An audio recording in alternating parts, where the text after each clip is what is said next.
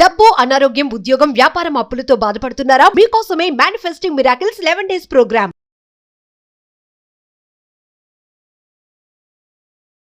నమస్కారం శంకరి గారు. నమస్తే సార్. మేడం, చాలా వరకు మీరు చెప్పారు అండ్ చాలా మంది కూడా చెప్తూ ఉంటారు, మనం ఏ రకంగా ఆలోచిస్తే అదే మనకి కనిపిస్తుంది, వినిపిస్తుంది అండ్ అదే మనం కూడా చేస్తాము అని చెప్తూ ఉంటారు. అండ్ మనకి పాజిటివ్ థాట్స్ కావచ్చు, నెగిటివ్ థాట్స్ కావచ్చు, అసలు ఏ విధంగా డెవలప్ అవుతాయి, దాని ప్యాటర్న్ ఎలా ఉంటుంది, ఈవెన్ మనకి నెగిటివ్ ఎమోషన్స్ ఉన్నా, నెగిటివ్ థాట్స్ ఉన్నా కూడా వాటిని పాజిటివ్ థాట్స్ లాగా ఎలా మార్చుకోవచ్చు అంటారు మేడం? యద్భావం తద్భవతి. నువ్వు ఏదనుకుంటావో అదే జరుగుతుంది. ఎందుకు జరుగుతుంది? బికాస్ నువ్వు కంప్లీట్గా నీలోని ఆ థాట్ ప్రాసెస్కి ట్రావెల్ చేపించేస్తావు కాబట్టి. అలాగే మనం first impression is best impression. ఒక వ్యక్తిని ఫస్ట్ మనం చూసినప్పుడు వాళ్ళ మీద కలిగేటటువంటి ఇంప్రెషన్ మనకి లైఫ్ టైం ఉంటుంది. ఆ మనిషిని మంచిగా చూసామనుకోండి, మంచిగానే కనబడతాడు. ఇప్పుడు ఎంత చెడ్డోడైనా కూడా మంచిగానే కనబడతాడు. మనం చూడటమే చెడుగా చూసామనుకోండి, లేదా నీకు మనసుకు బాధ కలిగించే విధంగా వాళ్ళు ప్రవర్తించినప్పుడు వాళ్ళ మీద నీకు నెగిటివ్ థాట్ కలిగింది అనుకోండి, లైఫ్ టైం వాళ్ళు నీతో మంచిగా ఉన్నా కూడా నీకు నెగిటివ్ ఫీలింగే ఉంటుంది వాళ్ళని చూడగానే. ఎందుకు అని అంటే మన యొక్క థాట్స్ ఏవైతే మనం డంప్ చేసుకుంటుంటామో అవి కొంత ఎనర్జీని క్రియేట్ చేస్తాయి. Thoughts create energy. సో అటువంటి థాట్స్ని కొన్ని వాటిని మనం స్టోర్ చేసి పెట్టామనుకోండి, ఏమవుతుంది? ఆ ఎనర్జీ అంతా కూడా either it goes to positive way or negative way. పాజిటివ్గా వెళ్తే మనల్ని మనం హీల్ చేసుకోవచ్చు, నెగిటివ్గా వెళ్తే మనల్ని మనం చంపేసుకోవచ్చు. ఎవరి లైఫ్ని ఎవరు డిస్టర్బ్ చేయరు. ఎవరి లైఫ్ ఎవరు డిస్టర్బ్ చేస్తున్నారండి అంటే your self disturbs our life. True. ఇది నీ యొక్క పాజిటివిటీ మీద, నీ యొక్క నెగిటివ్ థాట్స్ మీద, నీ పాజిటివ్ థాట్స్ మీద ఆధారపడి ఉంటుంది.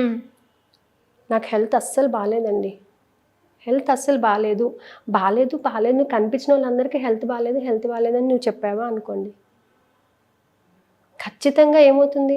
హెల్త్ బాగోకుండానే ఉంటుంది. అవును. లేదండి నేను చాలా బాగున్నానండి, చాలా హ్యాపీగా ఉన్నాను, ఒక ట్యాబ్లెట్ వేసుకుంటే తగ్గిపోయింది, అది పెద్ద విషయం ఏమీ కాదు అని మనం అనుకున్నప్పుడు నిజంగా అది ఎంత పెద్ద రోగం అయినా సరే తగ్గిపోతుంది, చిన్న ట్యాబ్లెట్తో తగ్గిపోతుంది. అంటే ఎవరు హీల్ చేస్తున్నారు ఇక్కడ? Self healing. నీ యొక్క థాట్స్ నిన్ను హీల్ చేస్తున్నాయి అక్కడ. నీ థాట్స్ నువ్వు ఏ విధంగా అయితే నువ్వు దాన్ని డిజైన్ చేస్తున్నావో అదే విధంగా నీ లైఫ్ నువ్వు డిజైన్ చేసుకోగలుగుతున్నావు. అందుకే మన జీవితం మన చేతిలో ఉంది కానీ వేరే వాళ్ళ చేతిలో లేదు. మన హ్యాపీనెస్ మనలోనే ఉంది తప్ప వేరే వాళ్ళ దగ్గర లేదు. మన హ్యాపీనెస్ని మనం పొందాలి అని అంటే, మన లైఫ్ని మనం డిజైన్ చేసుకోవాలంటే మనం ఎప్పుడూ కూడా పాజిటివ్ జోన్లోనే ఉండాలి. ఆ పాజిటివ్ జోన్లోనే ఉండి ప్రతి దానిని పాజిటివ్గా చూస్తూ ఉంటే పాజిటివ్ ఎనర్జీని డెవలప్ చేసుకుంటాం.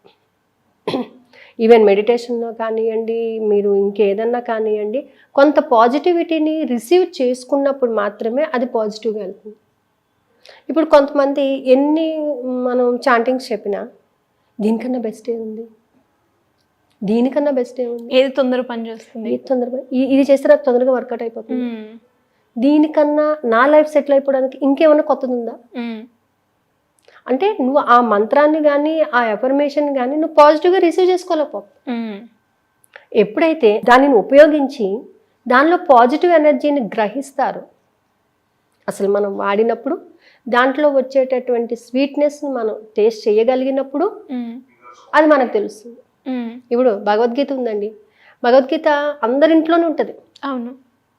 కానీ దాంట్లో ఏముందనేది ఎవరికి తెలియదు. దాంట్లో ఏముంది, దాన్ని ఎందుకు చదవాలి, అది మన లైఫ్కి ఎలా ఉపయోగపడుతుంది, దానిలోంచి మనం ఏం నేర్చుకోవచ్చు, గీతాసారం అది, భగవద్గీత అది భగవంతుడు ఇచ్చాడు, అది మనం పూజిస్తాం అంతే.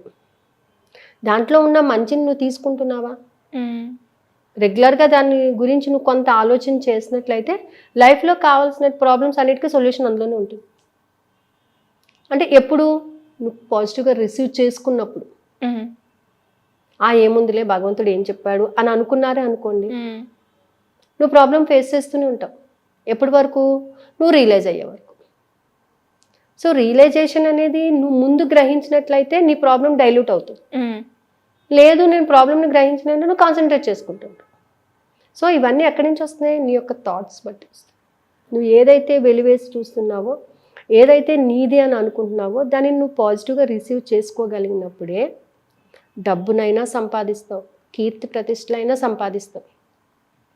లేదు డబ్బా అండి అని అన్నామే అనుకోండి, it's a negative thought. So డబ్బా అని అన్నావు కాబట్టి డబ్బు నీకు అవసరం లేదనమాట.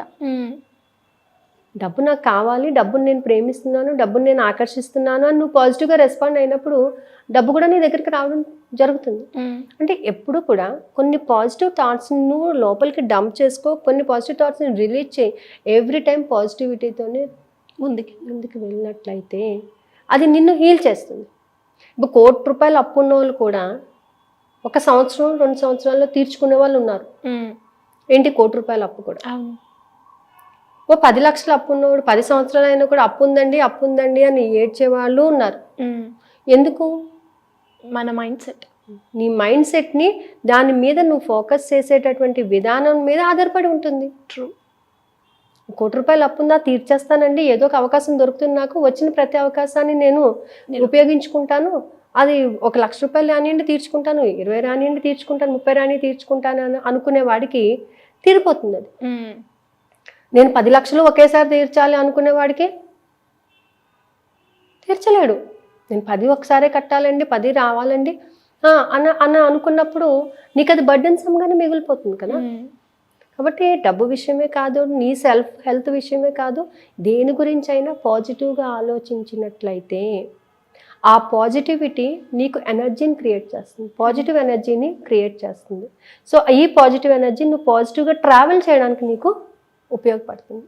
సో దానివల్ల ఏంటంటే నీ హెల్త్ పాయింట్ ఆఫ్ వ్యూలో బాగుంటుంది, నీ కెరియర్లో సోర్సెస్ దొరుకుతాయి, ఫినాన్షియల్గా ఎదగడానికి అవకాశాలు దొరుకుతాయి. ఇవన్నీ మనకు వచ్చినప్పుడు కొంచెంసేపు పాజిటివ్, కొంచెంసేపు ఏంటి లైఫ్ అంతా పాజిటివ్గా ఆలోచించవచ్చు. ఒక నెగిటివ్ కూడా లేకుండా మనం అన్ని పాజిటివ్గానే ఆలోచించవచ్చు. అందుకే మనం 9P ఫామ్లో ఆల్రెడీ చెప్పుకున్నాం 2 years బ్యాక్.